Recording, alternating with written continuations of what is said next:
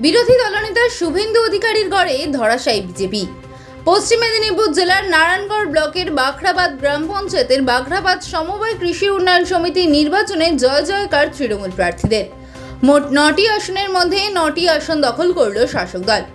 মঙ্গলবার সকাল থেকে কড়া পুলিশি নিরাপত্তায় এগরা নারায়ণগড় বাখরাবাদ সমবায় কৃষি উন্নয়ন সমিতির নির্বাচন হয়। বিকেল না গড়াতেই 9টি আসনের মধ্যে 9টি আসনেই জয়ী হয় তৃণমূল। এর আগে এই সমবায় সমিতিতে কোনো নির্বাচন হয়নি। সমবায় নির্বাচনে জয়লাভ করার পরে বাজি ফাটিয়ে সবুজ আবির মেখে উল্লাসে মাঠে তৃণমূল কর্মী সমর্থকরা।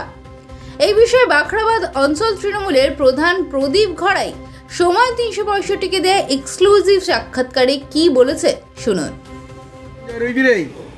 এই তো খুবই আনন্দের বিষয়। আমার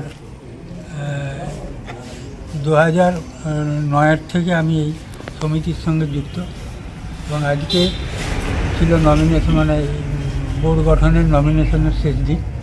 বিশেষ করে আজকে স্মরণ করব মানে যারা এই সাফল্যটাকে এনে দিয়েছেন, তার মধ্যে এই বাখরাবাদ অঞ্চলের যিনি প্রধান উপপ্রধান, তার তো প্রশংসার কোনো নেই। তিনি অকুণ্ঠ সহযোগিতা করেছেন এই ব্যাপারটাতে। স্থানীয় যে সমস্ত পার্টি নেতৃত্ব ছিলেন তারাও ব্যাপারটাতে হাত লাগিয়েছিলেন এবং আন্তরিক। বেলদা পুলিশ স্টেশন বড়বাবু তিনিও এই ব্যাপারটাতে করেছিলেন। গতকাল বেলদা থানা থেকে লোকও পাঠিয়েছিলেন এবং সর্বোপরি আজকে আমাদের যে সদস্যরা, সমিতির যে সমস্ত সদস্য আছেন বন্ধুরা, তাদের একটা ঐকান্তিক ইচ্ছা ছিল যে আমরা এখানে নির্বাচন করতে দেব না এবং মনোনয়নের মধ্য দিয়ে এটা ঘটবে এবং তার প্রতিফলন আজকে ঘটেছে এবং এর জন্য আমরা খুশি এবং সমিতির পক্ষ থেকে সমস্ত ব্যক্তিকে সর্বাঙ্গীন সুস্বাস্থ্য কামনা করে সবাইকে এবার আন্তরিক অভিনন্দন, ধন্যবাদ, কৃতজ্ঞতা জানাই। দেখুন, এটা বাংলার মামাটি মানুষের জয়, আমাদের বাখরাবাদ মামাটি মানুষের জয়। কারণ আমাদের বাখরাবাদ কৃষি সমবায় সমিতি আজকে দীর্ঘদিন পরিচালিত হচ্ছে। আমাদের যোগ্য ব্যক্তিত্বদের মানে পাঠিয়ে এটা পরিচালনা ওনারা করছেন।